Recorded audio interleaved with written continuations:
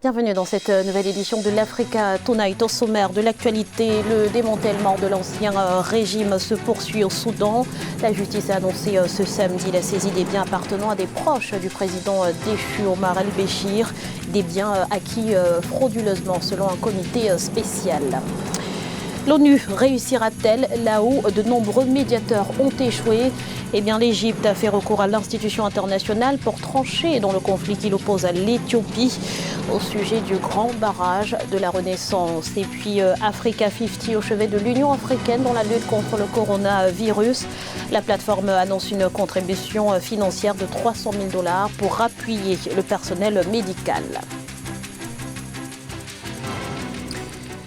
Je vous le dis en titre, au Soudan, la lutte anticorruption contre l'ancien régime d'Omar el-Béchir se poursuit. Le comité spécial créé pour démanteler les affaires frauduleuses héritées de l'ancien système annonce avoir saisi des biens appartenant à des proches du président déchu. On fait le point tout de suite avec Amesh Katapoul, commenté par Victoria Sedi.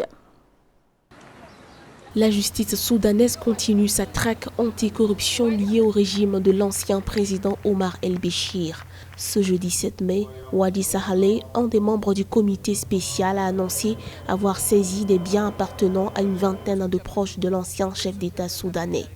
Des biens qui comprennent un bon nombre de propriétés ainsi qu'un terrain d'environ 100 000 m². L'époque où les responsables prenaient l'argent des faibles est révolue. C'est un message envoyé aux officiels précédents et actuels. Selon le comité, ces biens ont été acquis de façon frauduleuse et seront par conséquent remis au ministère des Finances.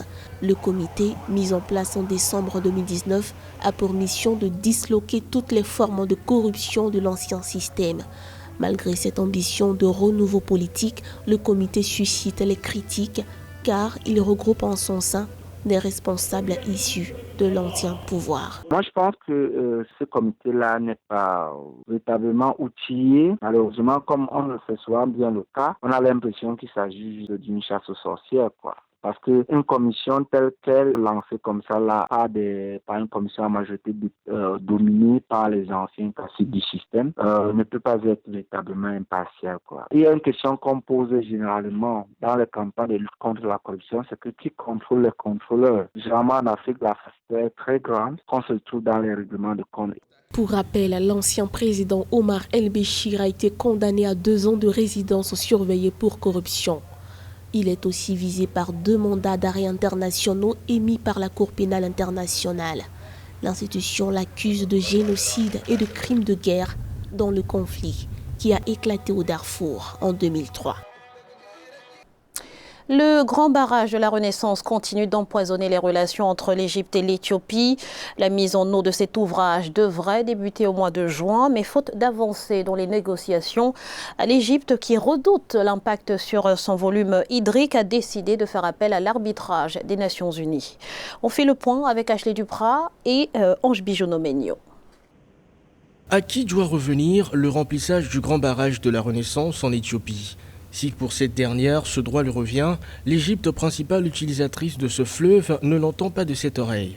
Ainsi, faute d'avancer dans les négociations, le pays a porté l'affaire à l'ONU par le biais d'une lettre envoyée à Mohamed Andriss, l'ambassadeur des Nations Unies en Égypte. La décision unilatérale de remplissage prise par l'Éthiopie avant l'obtention d'un accord final avec les pays en aval sur les conditions de remplissage et d'exploitation du barrage va à l'encontre de la politique de coopération appliquée entre les pays qui partagent les eaux de ce fleuve international et constitue un défaut de l'Éthiopie à ses obligations légales. Depuis le démarrage de la construction de l'infrastructure en 2013, l'Éthiopie fait fi des inquiétudes explicitées par l'Égypte. Alors qu'un accord sur la mise en eau de l'infrastructure devait être conclu en janvier 2020, il n'en est rien. Pire, les négociations sont au point mort. L'Égypte, principale utilisatrice du fleuve, suite à ses droits coloniaux octroyés par la Grande-Bretagne, craint pour sa sécurité hydrique et celle de ses quelques 100 millions de concitoyens. Je pense que si l'ONU s'implique dans cette affaire, ça serait déjà un gage de neutralité, étant donné que ce sont ces fonctionnaires qui vont gérer la situation directement. Ça permettra sans doute aux 2 parties de pouvoir assouplir leur position et de permettre à ce qu'une solution soit trouvée. Toujours est-il qu'il faudra trouver une solution Sinon, le problème va perdurer. De son côté, l'Éthiopie poursuit ses ambitions. Si les officiels du pays ne se sont pas exprimés sur la plainte de l'Égypte, en avril dernier, les forces armées ont été déployées près de la construction. Et Abiy Ahmed, le chef du gouvernement, l'a affirmé, les travaux prendront fin d'ici à fin juillet 2020. Chacun à son rythme, les pays africains allègent les mesures prises il y a un mois pour endiguer la propagation du coronavirus. Pourtant, selon l'OMS, l'épidémie est loin d'être maîtrisée. L'organisation estime que près de 190 000 personnes pourraient succomber si les mesures de confinement cruciales échouent. Les détails avec Aïssa Toubari. Les mesures de restriction sur le continent africain commencent à être levées. L'augmentation exponentielle des cas de coronavirus en Afrique, tant redoutée et maintes fois annoncée par les spécialistes du monde entier, n'a pas encore eu lieu. Ainsi, sur tout le continent, le Centre pour la prévention et le contrôle des maladies de l'Union africaine compte à ce jour à peine plus de 2000 morts depuis le début de la crise, alors que le virus a fait 270 000 victimes dans le reste du monde. On observe ainsi un taux de transmission plus long, un âge plus bas des personnes atteintes de formes graves et des taux de mortalité plus faibles que ceux observés dans les pays les plus touchés du reste du monde. Avec une mortalité moins élevée, beaucoup d'États commencent à relâcher la pression. Au Burkina Faso, les lieux de culte sont rouverts et les transports en commun ont pu à nouveau circuler. Au Cameroun, les bars et restaurants ont rouvert en soirée. C'est possible de comprendre la situation du déconfinement qui se font peut-être progressivement parce que déjà le confinement en Afrique est très difficile parce que la majeure partie des Africains sont dans l'informel. Donc la population africaine subit les contre-coups du confinement de certains pays. Il faudra quand même une certaine distanciation. Essayer d'inciter les Africains à porter des masques et puis se laver régulièrement les mains. Il y a eu quand même une prise de conscience généralisée. La population africaine qui respecte les règles. Une nouvelle modélisation de l'OMS estime que 83 000 à 190 000 personnes en Afrique pourraient mourir du Covid-19 et 29 à 44 millions pourraient être infectés en 2020 si les mesures d'endiguement échouent. A contrario, de nombreuses structures réagissent favorablement à la stratégie continentale de lutte contre le Covid-19. C'est notamment le cas d'Africa 50, une plateforme d'investissement dans les infrastructures qui annonce d'ailleurs une contribution financière de 300 000 $ pour soutenir l'effort commun. Les détails avec Siamlo Victoria Sedi. Dans le cadre de la stratégie continentale africaine de lutte contre le coronavirus, Africa 50, une plateforme d'investissement dans les infrastructures, a annoncé une aide de 300 000 $ pour le Centre africain de prévention et de lutte contre les maladies Africa CDC. Ce don appuiera le secteur de la santé et le personnel médical. Il s'inscrit dans le cadre de la première phase d'une initiative de soutien lancée par Africa 50. Africa 50 est une entité qui regroupe 28 États actionnaires africains. Il nous semble donc naturel de participer à la solidarité panafricaine en soutenant les efforts d'Africa CDC et de l'Union africaine pour combattre le Covid-19. L'initiative de soutien lancée par Africa 50 vise à répondre aux besoins immédiats en matière de santé publique sur le continent dans un contexte d'urgence sanitaire. L'Union africaine a lancé en avril dernier le pacte Trace, Test and Track, partenariat pour accélérer les tests de dépistage du coronavirus. D'ici la fin 2020, plus de 20 millions de personnes devraient être testées. Il n'y a pas que les tests, il y a un ensemble d'équipements pour les prises en charge médicales, pour la mise à niveau des plateaux techniques des hôpitaux.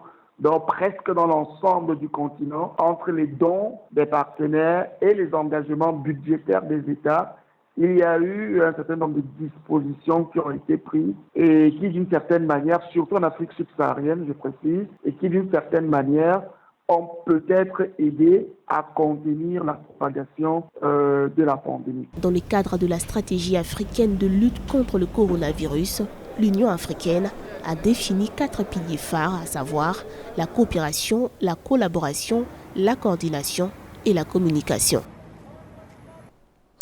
Et en première ligne de la lutte contre cette pandémie, le personnel soignant vient de bénéficier d'une assurance vie en Éthiopie. Le protocole d'accord en ce sens a été ratifié ce samedi entre le ministère de la Santé et une société publique d'assurance. Sont également concernés par cette mesure les ambulanciers, les secouristes et les brancardiers. Notons que l'Éthiopie enregistre actuellement 194 cas confirmés de coronavirus, dont 4 décès. En Côte d'Ivoire, le coronavirus pourrait coûter plus de 400 millions de dollars aux filières anacarde et coton en 2020. Les incertitudes que fait planer cette pandémie ont déjà conduit à des annulations ou reports de contrats de noix de cajou dans des pays importateurs clés tels que l'Inde et le Vietnam. Plus de précisions avec Aïssatou Bari. En Côte d'Ivoire, les filières anacarde et coton s'attendent à une perte globale de recettes à l'exportation d'environ 410 millions de dollars en raison des conséquences économiques liées au coronavirus. D'après les estimations de la Direction générale du Conseil coton anacarde, la chute de la demande a entraîné une dévalorisation générale des contrats négociés. Le Covid-19 a conduit aujourd'hui à une paralysie quasi totale de l'activité économique mondiale, entraînant ici une importante baisse des prix internationaux.